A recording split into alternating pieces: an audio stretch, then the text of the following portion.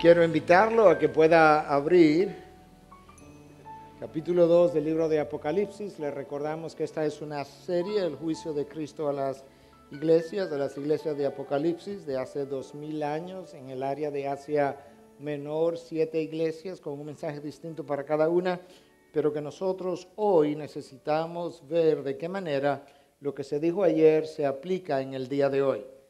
Y poder salvar ese abismo, por así decirlo, esa brecha de 2000 años, es algo que solamente el Espíritu de Dios nos puede ayudar a hacer. De manera que es parte de mi oración que Dios pueda iluminar el texto, la mente, iluminar un texto de hace 2000 años y iluminar una mente moderna hoy, conectar esas dos cosas de tal forma que su pueblo hoy pueda ser edificado y pueda ser hablado de parte de Dios de la manera que nosotros necesitamos ser hablados. La iglesia que estamos, o la carta que estamos revisando en esta mañana es la carta que Cristo envía a la iglesia de Pérgamo. Se recordará la visión que Juan tuvo y en esa visión Cristo hizo muchas revelaciones con muchos símbolos y demás, pero hay algunas cosas en las primeras 3 cartas que están más claras que otras en los primeros 3 capítulos, debí de haber dicho, que están más claras que en los capítulos posteriores. Y algunas de estas cosas las vamos a estar revisando en la mañana de hoy. Yo he titulado este mensaje, Pérgamo, la iglesia que comprometió la verdad, pero decía en el servicio anterior que yo pude haber titulado el mensaje un poco más largo, lo cual nos dejaría ver un poco mejor de qué se trata esta carta. Y en ese caso yo pude haberle llamado Pérgamo, la iglesia que comprometió la verdad en medio de la persecución. La iglesia de Pérgamo vivió una paradoja, porque por un lado fue una iglesia a la que Cristo le dice: te mantuviste fiel, mantuviste la fidelidad a mi nombre, permaneciste en la fe, no la negaste. Y por otro lado, pasado un tiempo, comenzó a permitir la infiltración de falsos maestros y falsos seguidores de dichos maestros y los mantuvo allí. Y uno se pregunta, ¿cómo es que una iglesia que se mantiene fiel a la fe cristiana permite una cosa como es? Pero esa es la realidad. Pérgamo terminó comprometiendo la verdad en medio de la persecución. Muchos, yo creo que podemos afirmar, dicen creer la palabra de Dios. Unos menos se atreven a defenderla. Un número menor todavía tiene la dedicación y la determinación para vivir esa palabra que dice creer. Y todavía un número mucho menor está dispuesto a afirmarla y a vivirla en medio de la persecución, sobre todo en medio de la peor persecución. Sin lugar a duda que la persecución de la iglesia cristiana no es nueva, tiene 2000 años de historia. No hay duda de que la persecución ha diezmado la iglesia. Algunos podrían decir, bueno, pastor, pero también la ha purificado y la ha fortalecido. Sí, en ocasiones ha pasado eso de esa manera, y quizás esa sea una de las razones por la que Cristo permite la persecución de su iglesia. Ahora tenemos que reconocer que es mucho más fácil decir la persecución ha purificado la iglesia que tener que vivir esa realidad. En otras palabras, es mucho más fácil decir que la persecución ha fortalecido la iglesia que ser la iglesia que está siendo perseguida. Y yo no quisiera que nosotros viéramos textos como estos y le pasáramos por arriba porque esto ocurrió hace 2000 años y no tiene ninguna relación con nosotros porque no es verdad. Nosotros vivimos en Occidente, entiéndase Europa, Norteamérica y bueno, y Centroamérica, América del Sur. Toda esta área es parte de Occidente, aunque Japón tiene una mentalidad occidental también, aunque no está geográficamente en Occidente. Pero Occidente no conoce en general lo que es la persecución en los tiempos modernos. Y desde ese punto de vista no podríamos como relacionarnos muy bien de manera emocional a algo que para aquellas iglesias era muy común. Nosotros venimos a la iglesia los domingos y disfrutamos de una libertad asombrosa y ignoramos completamente que aún en estos precisos momentos hay iglesias que se están reuniendo en subterráneos y hay hermanos que están probablemente siendo torturados en alguna parte del globo terráqueo por su fe. Hoy por hoy, los cristianos representamos el grupo más perseguido sobre la faz de la tierra. Eso ha sido corroborado por diferentes fuentes cristianas y no cristianas. Las investigaciones del Vaticano afirman eso. Un ministerio dedicado a ministrar y a ayudar a cristianos en las regiones más difíciles de ministrar y perseguidas y oprimidas, llamado Open Doors, corrobora dicha información. Una organización que ha ido tomando popularidad últimamente, the Pew Research Center, dice la misma cosa. La revista Newsweek afirma lo mismo. La revista The Economist, una de las revistas más prestigiosas en el mundo, afirma exactamente la misma cosa. De manera que eso es bueno conocerlo. Es bueno conocer incluso que el 75%, de acuerdo a una de las fuentes, el 75% de los actos de intolerancia religiosa es contra los cristianos. Y yo creo que eso es bueno conocerlo, en menos de una sociedad que nos intenta vender la idea de que los homosexuales son el grupo más perseguido. Nosotros estamos en contra de toda persecución contra todo grupo. Porque el hombre es portador de la imagen de Dios. Pero el grupo cristiano es el grupo más perseguido y los gobiernos no están levantando la voz sobre esas persecuciones. Pero de eso no es que estamos hablando en el día de hoy. Simplemente lo dejo como un dato al margen. Ahora, esas persecuciones son peores, como lo fue en el caso de Pérgamo, cuando tienen detrás al gobierno de turno, como es el caso en China, en Vietnam, en Corea del Norte, en Burma, en Arabia Saudita y en Irán.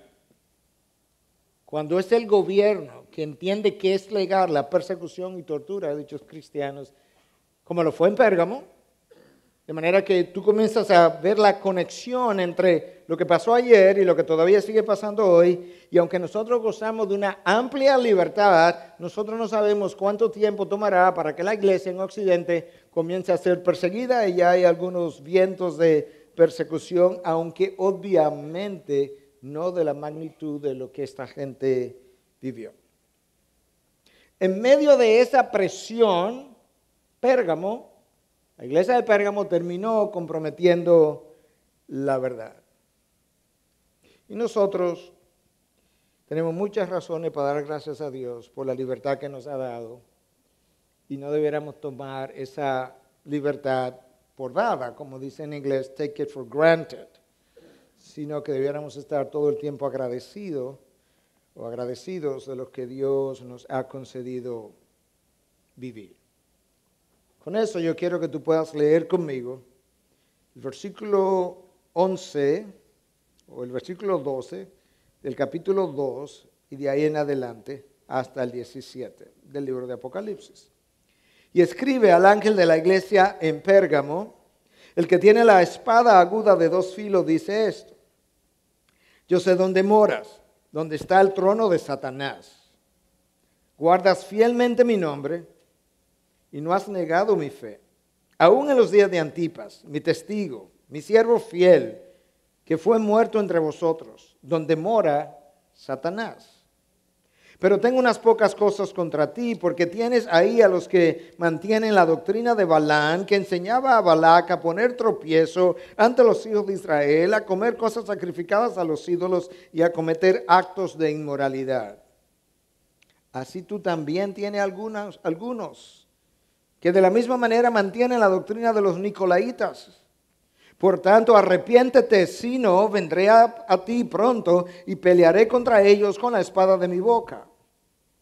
El que tiene oído, oiga lo que el Espíritu dice a las iglesias. Al vencedor le daré del maná escondido y le daré una piedrecita blanca y grabado en la piedrecita un nombre nuevo, el cual nadie conoce sino aquel que lo recibe. Padre, te alabamos y bendecimos en esta mañana y gracias te damos una vez más por poder escudriñar tu palabra y poder hacerlo con la ayuda de tu Espíritu.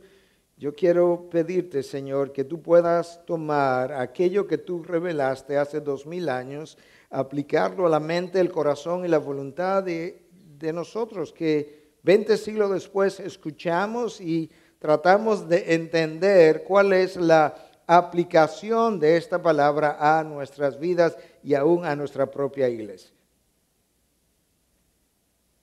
Padre, no nos deje nunca exponer una palabra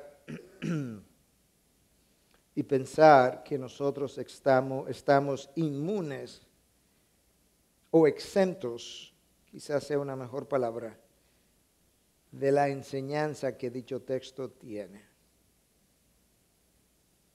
Si escuchamos, es porque tú has destinado que sea para aquel que escuche. Y mucho más para aquel que la proclama. Sé con nosotros en esta hora, en Cristo Jesús. Amén, amén. Acabamos de leer lo que Cristo tenía que decir o tuvo que decir a la iglesia de Pérgamo, una iglesia de la cual nosotros conocemos prácticamente nada excepto lo que aquí está.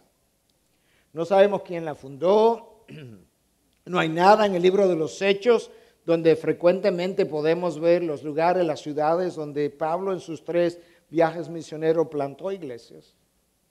No sabemos quién la plantó, sabemos probablemente no fue Pablo porque no hay ninguna evidencia de dicha cosa. Quizás uno de sus convertidos, quizás personas que salieron, como hemos hablado en otras ocasiones, de la iglesia de Éfeso, considerada probablemente la madre de estas iglesias, y quizás se levantó un movimiento evangelístico de plantación de iglesia a partir de esta iglesia más conocida, y quizás fue una iglesia hija de esta iglesia en Éfeso, pero no lo sabemos.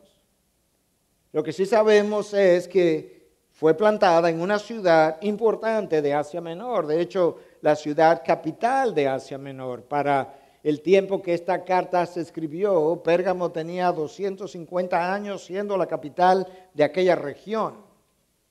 Y fue un centro urbano importante. Algunos calculan su población en quizás unos 200,000 habitantes, y todavía más impresionante es saber que la biblioteca que estuvo en Pérgamo hace 2000 años tenía 200,000 volúmenes.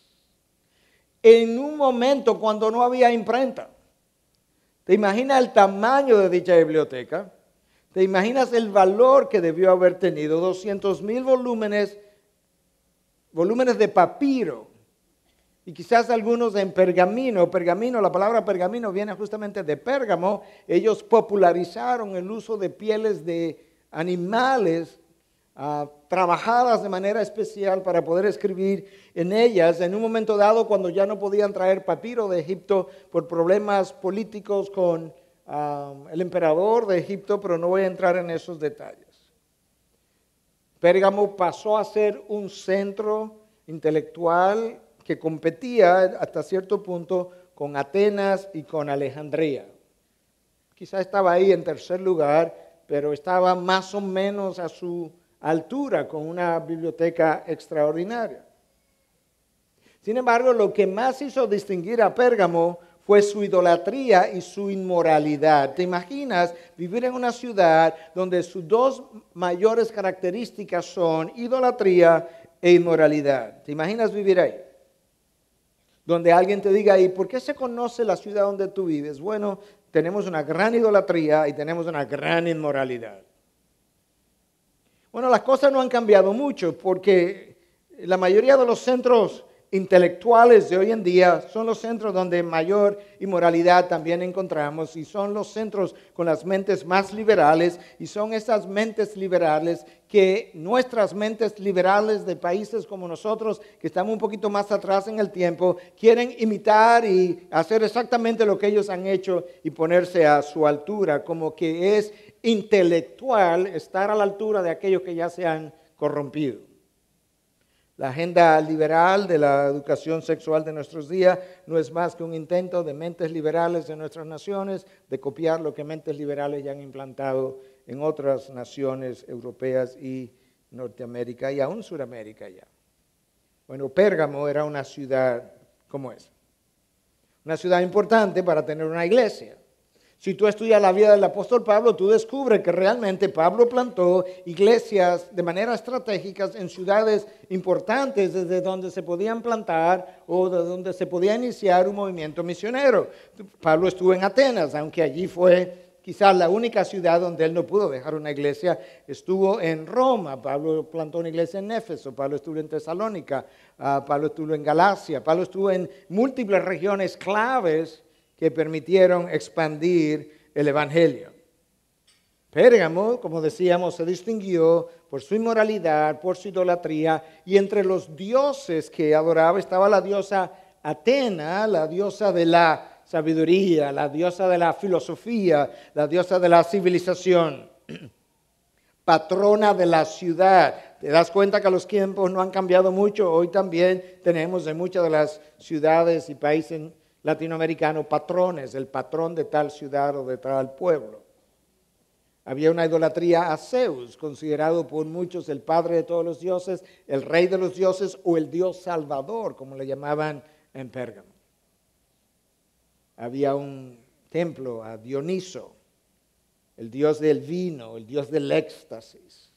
Imagina que tú tienes un dios que promueve y aplaude el éxtasis, el vino, el alcohol, la borrachera. Había un templo a Asclepio, el dios de la medicina, el dios de la sanación, representado por una serpiente. Todavía la medicina tiene dicho símbolo. Es interesante que usted recordará el nombre Hipócrates, ¿cierto?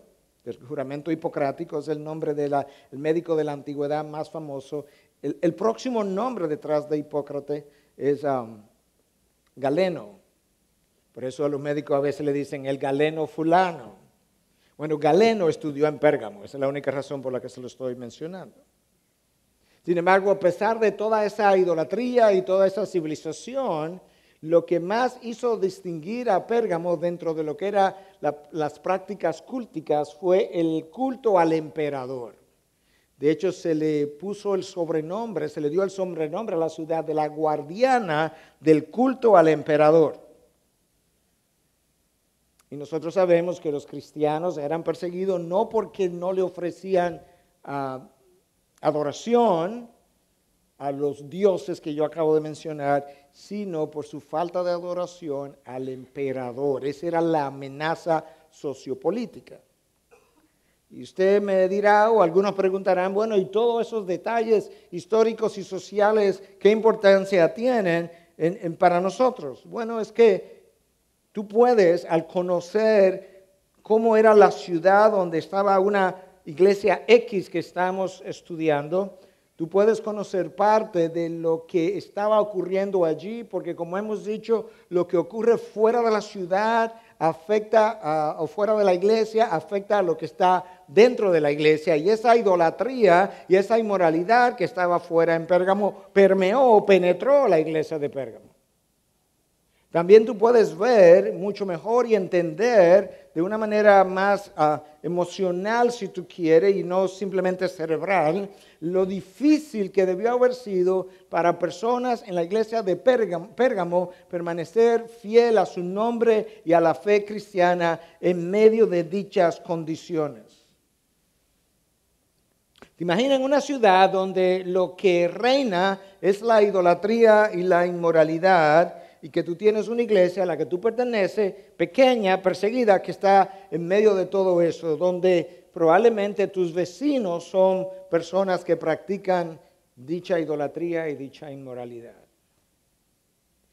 Imagínate que esa ciudad existiera hoy, pero con esas características. Tú envías a tus hijos al colegio, a la escuela, y probablemente los compañeros de tus hijos vienen de hogares donde lo que practican y lo que se ora en las noches o en las mañanas es a estas divinidades paganas.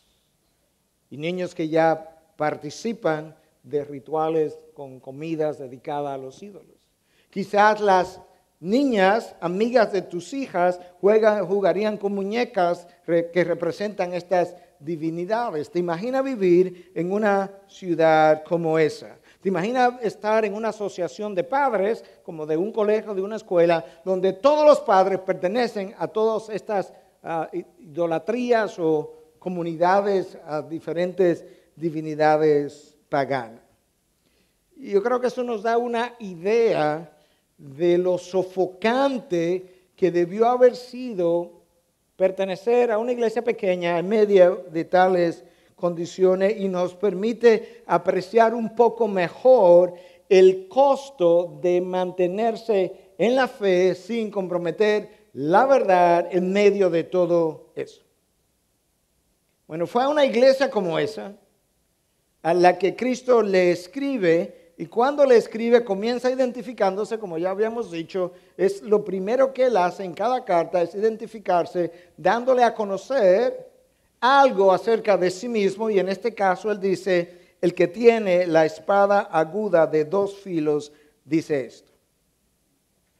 Fuera del libro de Apocalipsis, el único otro libro donde tú encuentras la idea de una espada de 2 filos es en el libro de Hebreos, en 4:12, donde se nos habla que la palabra es como una espada de 2 filos que es capaz de discernir los pensamientos y discernir las intenciones del corazón. Bueno, el que es capaz de discernir los pensamientos y las intenciones del corazón es quien le está escribiendo a la iglesia de Pérgamo. Otros ven en la espada más bien un símbolo de autoridad, de tal forma que lo piensan de esta manera. Pérgamo puede ser la guardiana del culto al emperador, pero la última autoridad la tiene Jesús, quien está hablando. Y algunos lo ven de esa manera porque tú puedes ver en el propio libro de Apocalipsis, al final, en el capítulo 19, cuando el Señor regresa a implantar su justicia y a hacer justicia, una de las cosas que tú ves es que Él viene montado en un caballo blanco y de su boca sale una espada, pero esa espada es justamente para hacer la justicia. De manera que es posible que esta metáfora que está siendo usada aquí tenga algo que ver con el hecho de que Cristo estuviera diciendo, yo te estoy hablando a ti, que estás en una ciudad que es considerada la guardiana del culto al emperador, pero por encima del emperador estoy yo soy la última autoridad sobre todo hombre, sobre toda iglesia, sobre todo emperador. A mí es a quien tú le debes fidelidad y yo soy el que te hago rendir cuentas.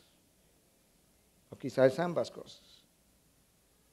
Pero una vez Cristo se identifica como esa figura clave de autoridad, escucha lo que él dice entonces. Yo sé dónde moras. Yo sé. Eso es exactamente lo que Cristo ha dicho a las iglesias anteriores. Yo conozco, yo sé, yo tengo omnisciencia. Y lo que te voy a decir ahora es acerca de ti, de tu condición, pero quiero que entiendas que yo sé dónde tú moras. Donde tú estás no es un sitio fácil, de manera que el llamado de atención que te voy a hacer no es divorciado de la condición en la que tú estás. Yo sé que es difícil, sin embargo yo todavía tengo algo que decirte. Escucha, yo sé dónde moras, donde está el trono de Satanás. Guardas fielmente mi nombre y no has negado mi fe, aún en los días de Antipas, mi testigo, mi siervo fiel, que fue muerto entre vosotros, donde mora Satanás. Como dije, Cristo primero reconoce que ellos están morando. La palabra en el original implica a alguien que está definitivamente anclado allí. Es allí donde moras, es allí donde tú habitas. Yo sé que es en ese trono de Satanás. No está claro qué Cristo quiso comunicar con esto del trono de Satanás y se ha especulado mucho y hay 5, 6, 7 interpretaciones distintas, pero en realidad donde la mayoría termina aterrizando es que probablemente el hecho de que esta ciudad fuera la guardiana del culto al emperador y fuera considerada así a lo largo de toda Asia Menor, que probablemente esa es la razón por la que Dios o Cristo, la misma cosa, Cristo, Dios, le está diciendo que tú estás en el trono de Satanás, porque esto es un emperador que lo manejan los poderes de las tinieblas y esta ciudad le rinde culto por encima de cualquier otra ciudad. De hecho, si tú hubieses vivido en una de las otras ciudades, tu compromiso era, como ciudadano, para los cristianos en particular, una vez al año ofrecer o pagar tu respeto al emperador. En esta iglesia o en esta ciudad, mejor dicho, no era una vez al año, era prácticamente todo el día, todos los días del año tú debías hacer algo similar. Y como ya mencioné, la persecución de esta iglesia no es por no rendirle culto a Asclepio o a Dioniso o a alguna de las otras divinidades, es por no rendirle culto al emperador. Esa era la amenaza. Si tú piensas en eso, y tú piensas que tienes una iglesia que hasta donde nosotros sabemos ni siquiera era bajo tierra, que el gobierno de turno la persigue, ¿te imaginas la dificultad de que un día se hiciera un llamado para entregar tu vida a Cristo y que tú públicamente dijeras, yo quiero ser esa persona? Compara eso con los llamados a salvación que hoy hacemos y que tú levantas la mano o pasas al frente o a lo mejor ni siquiera una de esas cosas, tú lo haces ahí en tu interior. ¿Te imaginas lo fácil que es hoy comparado con lo fácil que era ayer hacer esa profesión de fe?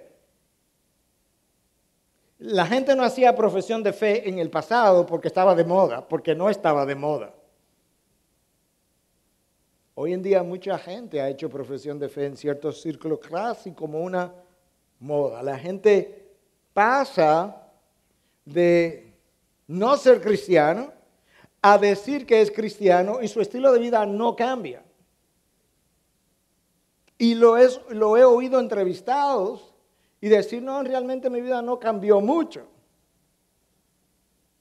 A veces yo he estado hablando con alguien y esa persona me dice, usted sabe, pastor, que mi esposo no es cristiano, él no se ha convertido, pero a él lo que le falta es un pelito nada más, porque él casi es cristiano. Y él no tiene que cambiar mucho si usted supiera. Y yo digo, wow, pues yo tengo 33, 34 años en la fe cristiana y yo tengo que cambiar mucho. Ese hombre ni siquiera es cristiano y le falta poco.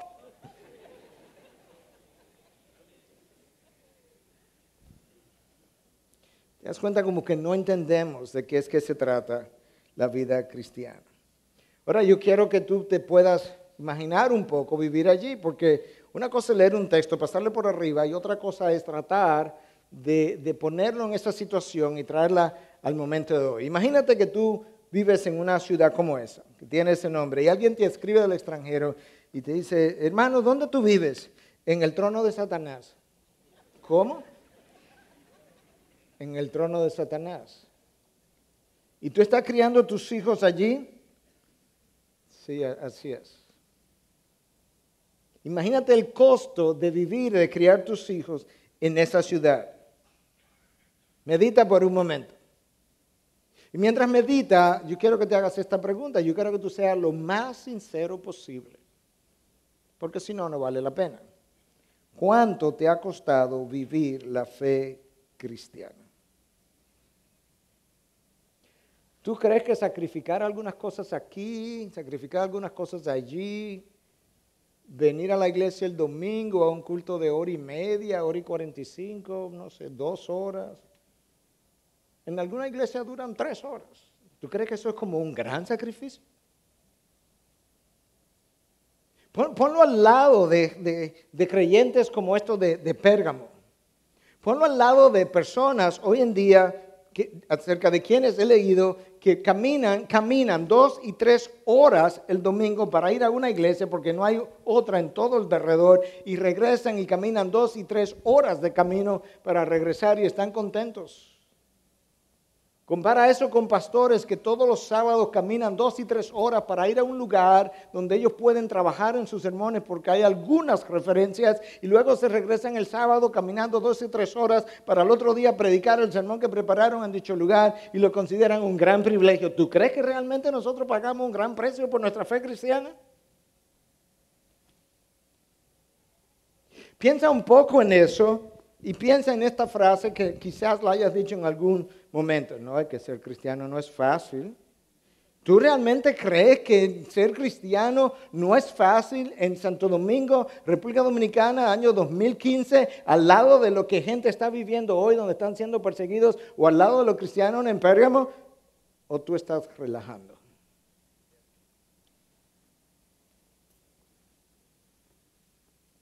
Nosotros no tenemos punto de comparación. Y yo creo que parte de la razón por la que pensamos de esa forma es porque nosotros hacemos una profesión de fe, pasamos de la muerte a la vida, pasamos a vivir una nueva vida, pero no queremos dejar de disfrutar la vieja vida. Eso sí es difícil. Eso es pesado. Yo se lo ilustré algunos de ustedes lo recordarán, porque fue en esta iglesia que hice la ilustración. Yo le dije que eso es más o menos como el equivalente a este pie está en la vida anterior y este va a la nueva vida y usted va a caminar así ahora el resto de su vida.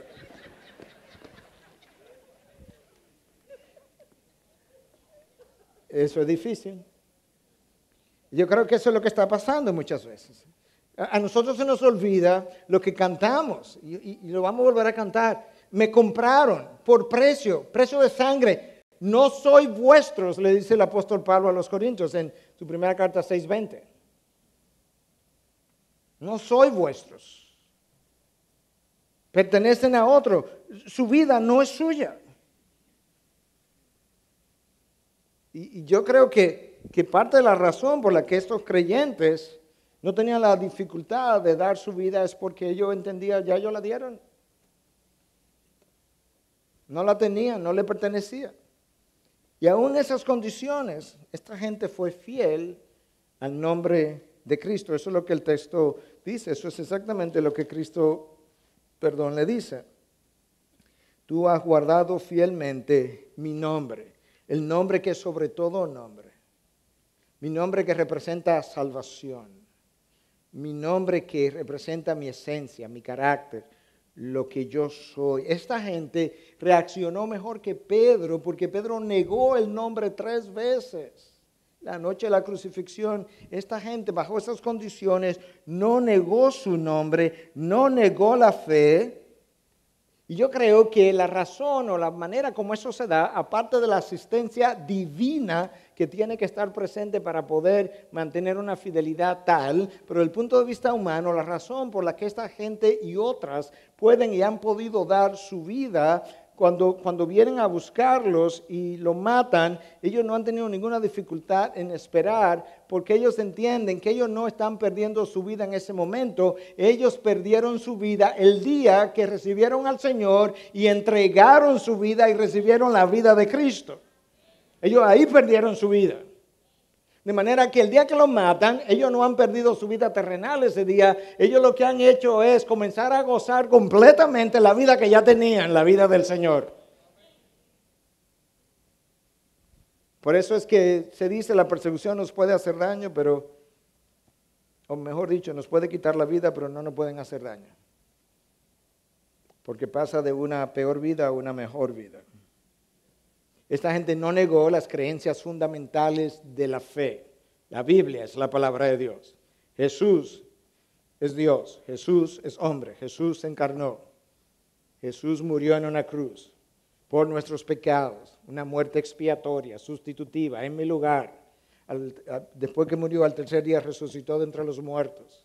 Y hoy está sentado a la derecha del Padre. Jesús fue concebido por obra y gracia del Espíritu Santo. La salvación es en su nombre, solamente, para su gloria, solamente, por gracia, solamente, por medio de la fe, solamente, en Cristo, solamente. Su segunda venida es tan cierta como la primera venida. Nada de eso es negociable. otras cosas, que si hay rapto, no hay rapto, que si es al principio, al medio, al final, usted lo puede negociar. Y usted puede ser un cristiano ortodoxo con diferentes posiciones escatológicas acerca de la venida de Cristo. Lo que no puede ser un cristiano ortodoxo y negar que Él viene y de que todo ojo le verá. Esta iglesia no renunció a nada de eso. Escucha, no has negado mi fe, aún en los días de Antipas, mi testigo, mi siervo fiel, que fue muerto entre vosotros donde mora Satanás. No sabe prácticamente nada de Antipas, pero Cristo dice que desde ese momento, quizás fue el primer mártir de esa área, que desde el momento en que le dieron muerte a Antipas, a quien él llama mi testigo fiel, en el capítulo 1 de Apocalipsis, del capítulo anterior, Cristo se llama a sí mismo testigo fiel y ahora Cristo toma un título que él se ha aplicado a sí mismo en el capítulo 1 y se lo aplica en el capítulo 2 a Antipas, a quien él llama mi testigo fiel, que murió donde mora Satanás, ahí en Pérgamo. Wow. Hay una tradición no comprobada, de manera que es simplemente una tradición que dice que Antipas lo metieron dentro de un toro de metal hecho de bronce y cobre, que era muy común en esa época porque eran parte de las divinidades que adoraban, y que ahí adentro lo cocinaron hasta que murió. No sabemos si es cierto, pero Cristo dice, desde los días de Antipas, tú no has negado mi fe y tú has sido fiel a mi nombre. Wow, uno puede decir, wow, qué iglesia. Versículo 14. Pero tengo unas pocas cosas contra ti. Porque tienes ahí a los que mantienen la doctrina de Balaam, que enseñan a Balac a poner tropiezos ante los hijos de Israel, a comer cosas sacrificadas a los ídolos y a cometer actos de inmoralidad. A la verdad que esta iglesia no la pasó fácil. Presión desde afuera porque tiene una persecución por el gobierno y presión desde adentro con falsos maestros y falsos seguidores con una doctrina horrorosa. Presión externa, presión interna. Los creyentes de Pérgamo fueron muy buenos en decir, bueno, yo esto no lo negocio, yo no voy a negociar el nombre de Cristo, no voy a negociar la fe. Pero adentro de nosotros hay unos falsos maestros y hay una doctrina horrible. Yo no voy a practicar nada de eso, pero pueden seguir en medio nuestro. ¡Wow! ¡Qué paradoja! Te das cuenta que no puedes vivir tu fe tan personal. Porque si perteneces a una comunidad, nosotros tenemos que cuidar de la santidad de los creyentes de dicha comunidad y de la pureza de la doctrina de dicha comunidad. Y esta gente estaba allá adentro enseñando doctrina de demonios. ¿Y cuál era la doctrina? La doctrina de Balaam. ¿Y quién fue Balaam? Para aquellos de ustedes que no están tan familiarizados con la historia, tú la puedes leer en el libro de Números. El libro de Números es parte del Pentateuco, los primeros 5 libros de la Biblia, y se llama Números justamente porque hay muchos números. Hay un censo al principio del libro y un censo al final del libro. El libro cubre más o menos 39 años de la travesía de los judíos en el desierto por 40 años. Éxodo Levítico, año 1, 13 meses más o menos. El resto del tiempo, Números, y al final, Deuteronomio, los últimos 2 meses quizás. Y ahí aparecen todas las consecuencias, la gran mayoría de las consecuencias que el pueblo vivió. Entre los capítulos 22 al 25 del libro de Números aparece toda la historia de Balaam. Balaam es un profeta que en la superficie parece un profeta de Dios. Entonces resulta que el rey de Moab, Balac, se entera de este profeta que parece ser que tiene ciertos poderes, lo manda a llamar y lo compra por dinero y le dice, yo quiero que maldigas a Israel. Y cuando él va a maldecirlo, el Señor lo para. No voy a dar todos los detalles. Entonces Balaam vuelve y le dice al rey que hay órdenes superiores que no me permiten hacer eso. Y vuelve y lo compra, vuelve y lo soborna, y va por segunda vez. Y Dios vuelve y lo para, y va por una tercera vez, y Dios vuelve y lo para. Y no puede maldecir a Israel. Entonces él regresa a donde Balac, el rey de Moab, y le dice, pero yo te voy a decir cómo tú lo puedes hacer. Dice, tú puedes tomar mujeres moabitas y hacer que ellas seduzcan a los hijos de Israel. Cuando ellas seduzcan a los hijos de Israel sexualmente, entonces ellas van a poder hacer que esos hombres pues rindan adoración a los dioses paganos, coman comida sacrificada a los ídolos y participen de toda esa inmoralidad, y con eso su Dios lo va a castigar y tú vas a ganar. Este falso profeta sabía de la santidad de Dios. Y yo te voy a leer una porción corta del capítulo 25 del libro de Números. ¿De qué pasó? Versículo 1, del 1 al 4. Mientras Israel habitaba en Sitín, el pueblo comenzó a prostituirse con las hijas de Moab. Y éstas invitaron al pueblo a los sacrificios que hacían a sus dioses, y el pueblo comió y se postró ante sus dioses. Así Israel se unió a Baal de Peor, y se encendió la ira del Señor contra Israel. Y el Señor dijo a Moisés, toma a todos los jefes del pueblo y ejecútalos delante del Señor a plena luz del día, para que se aparte de Israel la ardiente ira del Señor. El Señor está furioso. Versículo 9 ahora, escucha. Y los que murieron aquel día por la plaga fueron 24,000 personas. Dios, ¿y qué fue lo que hicieron tan grande? Idolatría, inmoralidad. 24,000 personas en un día, eso es mucha gente, sí, pero yo quiero que tú puedas imaginarte qué iba a pasar al día siguiente, porque no lo puedes dejar en el número nada más. El número es grande, pero es peor que eso.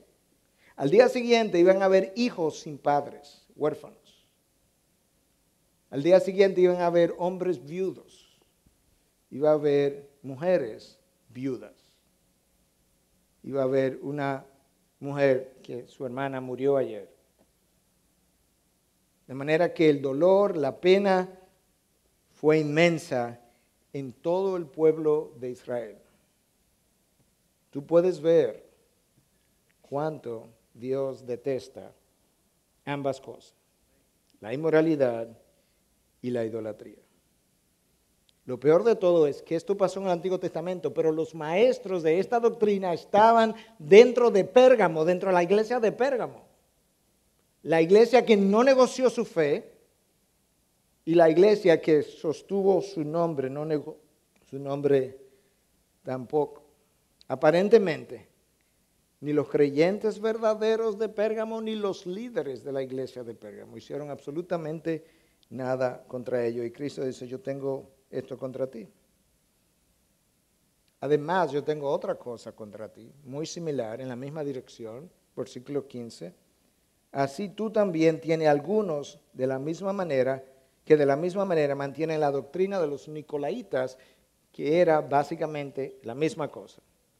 Inmoralidad e idolatría. Un grupo similar al primero. Y uno se detiene y se pregunta, pero ¿cómo es posible que una iglesia pueda ser tan firme ante la persecución sin negar la fe y a la vez no negando el nombre del Señor y permitir en el interior de sus vidas la idolatría y la inmoralidad como práctica y la enseñanza de dichas doctrinas?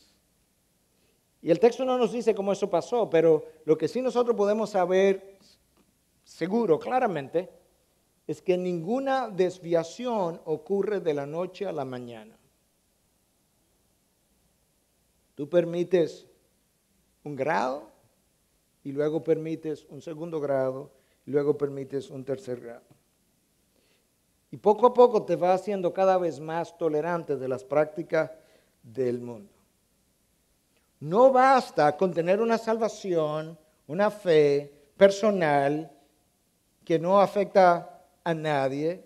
Si perteneces a una comunidad, tienes que velar por la salud de la comunidad y la santidad de las vidas de la comunidad y la pureza de la doctrina de la comunidad. Ese es el principio de la disciplina bíblica o de la disciplina eclesiástica. Ahora escúchame, hermano o hermana. Yo estoy seguro, en primer lugar, digo estar seguro, que aquí no hay nadie que va y visita templos donde se sacrifica animales a ídolos y luego come de esa carne. No me imagino a nadie participando tampoco de rituales de inmoralidad sexual en uno de esos templos, como fue el caso en Pérgamo. Pero no creas por un momento, en el nombre de Cristo, te voy a decir esto. Todo lo que he estado tratando de decir es en nombre de Cristo, pero de manera especial esto. No creas por un momento que esto no tiene nada que ver contigo, porque esto tiene que ver todo contigo. De la misma manera que pienso que aquí no hay nadie que vaya a uno de esos templos, de esa misma manera pienso que aquí hay algunos o muchos que visitan un templo llamado páginas porno con frecuencia. Y ese es el equivalente nuestro hoy en día. Cuando Dios habla de los nicolaítas a la iglesia de Éfeso y le dice, tú sabes que tú tienes de bueno, que tú detestas las prácticas de los nicolaítas como yo también la detesto. Yo te digo hoy, Dios detesta la inmoralidad de dichas páginas con todo su ser.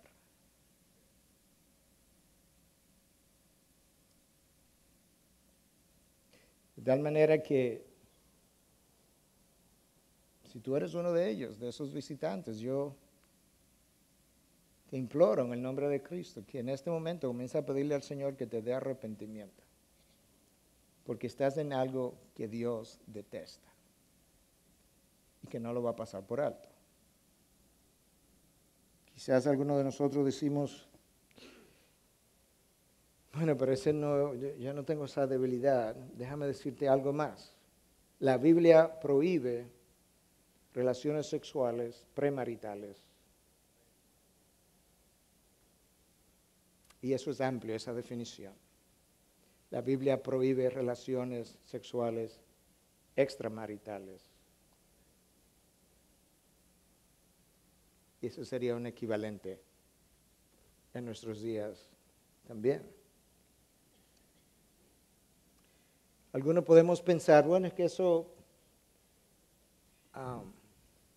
qué bueno que yo no estoy casado, porque eso no afecta a nadie, eso nada más me afecta a mí.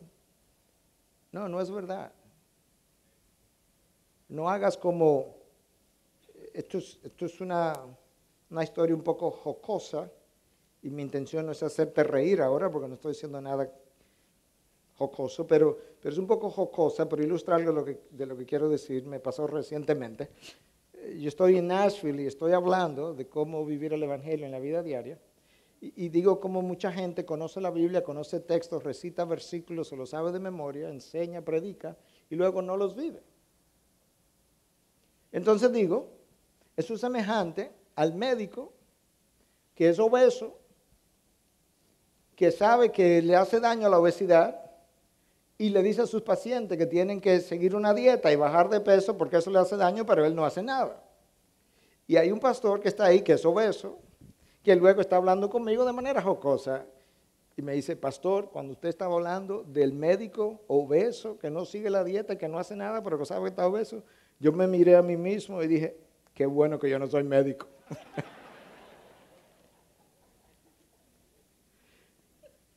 El punto es que yo no diga, qué bueno que yo no estoy casado, porque como eso no afecta a nadie, porque cuando comienzas a amar esas cosas, tu gozo en el Señor se va, tu paz se va, tu sentido de shalom, que es ese bienestar espiritual general que la palabra implica, se va. Tu amor por Dios es mermado. Tu amor por las cosas de Dios es mermado. Tu amor por la palabra es mermado. Tu amor por venir a la iglesia y estar con tus hermanos es mermado. Tu amor por la oración es mermado. Tu amor por las canciones que cantamos es mermado.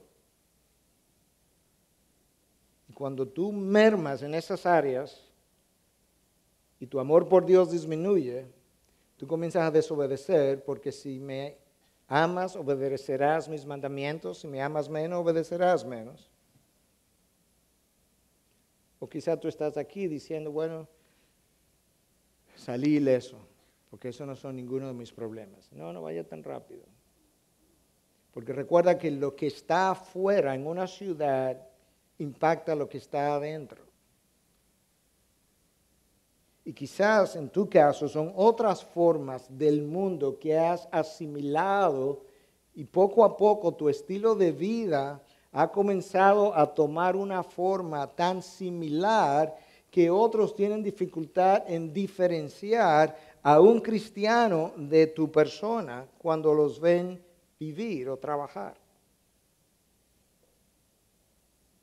Lo que Pérgamo hizo fue asimilar adentro lo que estaba pasando afuera. Hay idolatría afuera, hubo idolatría adentro. Hay inmoralidad afuera, hay inmoralidad adentro. De esa misma manera, lo que está pasando ahí puede ser asimilado en vidas o en iglesias adentro. Y poco a poco eso se va dando grado a grado y llega el punto donde hay dificultad en diferenciar el estilo de vida de un cristiano de un no cristiano. Escucha lo que dice uno de las fuentes consultadas para la preparación de este mensaje. Escuche, mucho del cristianismo en Occidente, Europa, Estados Unidos, Canadá, Centro y Suramérica, nosotros estamos ahí, se ha hecho indistinguible de la cultura. Mucho del esfuerzo evangelístico está dirigido a persuadir el mundo de que somos aceptables porque nosotros somos como ellos. Si afirmamos lo que el mundo afirma, dice el autor, o más frecuentemente, si vivimos como el mundo vive, ¿a qué cosa lo invitaremos el día de la conversión que difiere de lo que ellos ya han experimentado? ¿Entendiste? Si vivimos lo que ellos viven y cómo ellos viven, el día que los invito a la conversión, ¿a qué es que los estoy invitando? Si ya ellos han experimentado eso. Eso se ha puesto muy en boga hoy en día, de hacer que la iglesia no luzca muy iglesia, que el lenguaje que el pastor usa al predicar no suene muy churchy, dice en inglés, mucho como iglesia. ¿Por qué? Porque no queremos que el mundo cuando entre se ofenda. No te preocupes, mundo, ven que nada te va a ofender. Yo no digo que no vengan, pero eso no es una iglesia.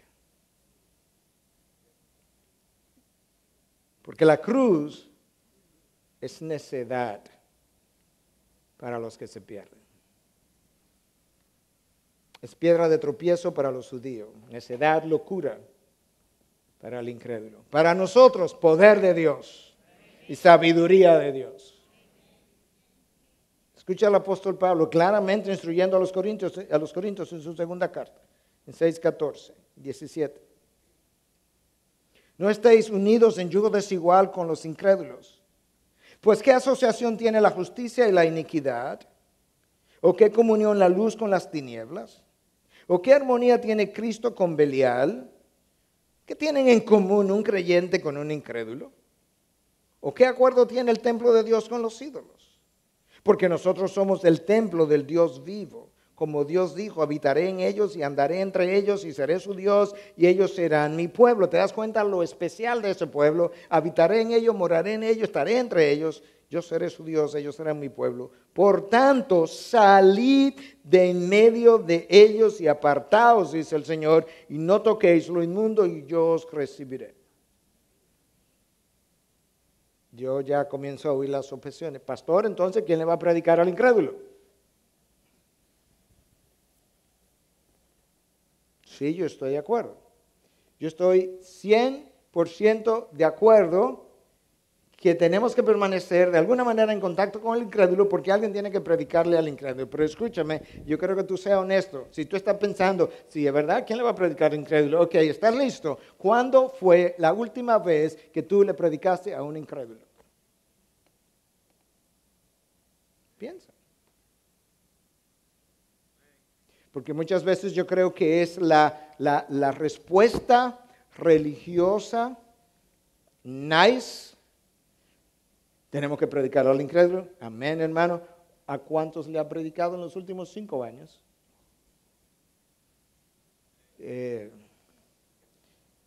Bueno, usted sabe que yo no tengo esa personalidad.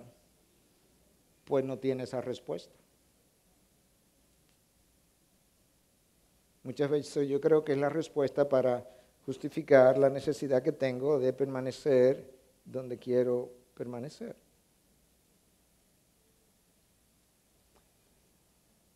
¿Cuántos contactos ha tenido con inconversos? Cientos. De esos cientos de contactos, ¿cuántas veces ha presentado el Evangelio?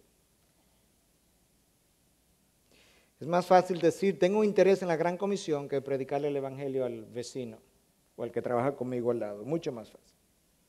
Y yo hago la pregunta justamente porque esa es la defensa más común. Tenemos que permanecer en contacto con los incrédulos para predicarle a los incrédulos. Bueno, gloria a Dios, eso es lo que tienes que hacer. Pero para hacerlo, escucha que aquí se habla de un Antipas que fue mi testigo fiel. La manera de ser testigo fiel de la cruz es justamente compartiendo la cruz en tus vivencias y en tus palabras. Si esas dos cosas no están, no soy una Antipas. Ni siquiera tengo que llegar a perder mi vida para saber si lo soy o no lo soy. Pasan los meses, pasan los años. Y asimilo formas de pensar que cuando yo las oigo al hablar, digo, eso es mundo, eso es mundo, eso es mundo. Estilos de vida. Lo que le da forma a mi mente le da forma a mi vida. Lo que le da forma a mi vida me aleja de Dios si no es su palabra. Entonces ahora, escucha, ahora que tú has podido quizás hacer un poco de aplicación en medio del texto, escucha lo que Dios le dice a la iglesia de Pérgamo, porque eso se aplicaría a nosotros, versículo 16, por tanto, arrepiéntete, si no vendré a ti pronto y pelearé contra ellos con la espada de mi boca. El rol de los habitantes, o mejor dicho, de los creyentes en Pérgamo era sacarlos de la iglesia. Arrepiéntete, si no, yo voy a venir y yo voy a pelear contra ellos, contra los nicolaitas y los que siguen la doctrina de Balaam, pero tú vas a sufrir las consecuencias. El juicio para ellos, la disciplina para ti, Hebreos 12. El llamado al arrepentimiento fue a los creyentes, a la iglesia de Pérgamo que había permitido eso. Arrepiéntate, si no yo voy a venir y voy a tener que actuar y hacerlo yo. Yo te estoy llamando a que lo hagas tú. Yo te voy a ayudar, yo te voy a dar el impulso, yo te voy a dar la gracia, yo te voy a dar la valentía. Hazlo tú, pero si no, yo no voy a dejar mi iglesia así, yo la voy a venir a pelear. Versículo 17, el que tiene oído oiga lo que el Espíritu dice a las iglesias. Este es un llamado de atención. Todo lo anterior es verdad, pero ahora, antes de cerrar, esto como Cristo cierra cada carta, el que tiene oído, presta atención. Esto es serio, esto es algo que debes rumiar, esto es algo que tú debes volver a considerar. No lo dejes como que oí la carta y ya se fue, vuelve a pensarlo. Al vencedor le daré del maná escondido y le daré una piedrecita blanca y grabado en la piedrecita un nombre nuevo, el cual nadie conoce sino aquel que lo recibe. ¿Qué es el maná escondido? ¿Qué es la piedrecita blanca? De nuevo, yo no voy a especular, ni voy a mencionar aquí las 5, 6, 7 opciones distintas como los académicos han pensado que pudiera ser, pero quizás el maná escondido es simplemente una referencia al sustento del creyente que va a ser Cristo mismo, el pan de vida. Quizás esa piedrecita blanca es simplemente una metáfora para referirse a la manera como Él nos va a otorgar un nuevo nombre al entrar en gloria, representativo de mi nueva relación. Como en el contexto hebreo frecuentemente pasaba. A Jacob le cambiaron el nombre, le pusieron Israel. A Pedro le cambiaron Cristo le cambió el nombre y así sucesivamente. Entonces quizás es esto. Hay recompensas eternas que esperan a cada uno de nosotros que somos creyentes en el día de hoy. Pero en el interín tenemos que revisar nuestras vidas, como Cristo está revisando la vida de estas iglesias. Porque nuestras vidas constituyen la vida de la iglesia. Y nuestras prácticas pueden sufrir desgastes en la medida en que caminamos la fe cristiana y nuestros estilos de vida permitir cosas de afuera que luego Cristo tenga que decir, yo tengo esto contra ti, yo tengo esto contra ti. Entonces, ¿qué hago, pastor? Lo que el texto dice, arrepiéntete. Si eres incrédulo, arrepiéntete por primera vez y dale tu vida al Señor, recibiendo su perdón por la sangre derramada en la cruz, entregando esa vida y diciendo, Señor, ya no la quiero más. Reconozco tu sacrificio en la cruz por el perdón de mis pecados. Y yo recibo tu perdón y recibo tu vida eterna y tú eres mi Dios, mi Señor, mi Salvador. Tú puedes hacer eso ahí donde estás en el día de hoy. Pero si eres creyente, porque Cristo le está hablando aquí básicamente a los creyentes de la iglesia de Pérgamo. Y el Señor te habló hoy a través de su palabra y de su espíritu. Yo quisiera que al cantar ahora esa canción nueva que cantamos, que la vamos a volver a cantar, yo le voy a pedir a Dios que ilumine la mente de cada uno de nosotros para que esa canción pueda como iluminar y sellar mucho de lo que hemos dicho, pero a la vez que durante esa canción que tú vas a escuchar algunas cosas que necesitas volver a oír de verdades bíblicas, que Dios pueda seguir dándote convicción. Y yo voy a regresar al final de la canción. Yo quiero orar contigo y orar por ti cuando hagamos eso.